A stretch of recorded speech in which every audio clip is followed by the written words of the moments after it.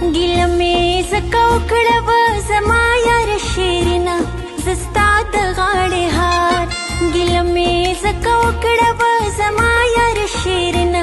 زه ستا د غاړې هار په در کې دې کړې غم یم ستا په انتظار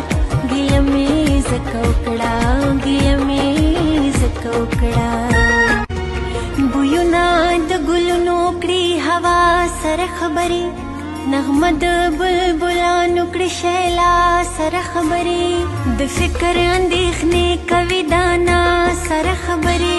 د مخ رڼا کوي د زړه درزا سره خبرې چې شپون د آبادۍ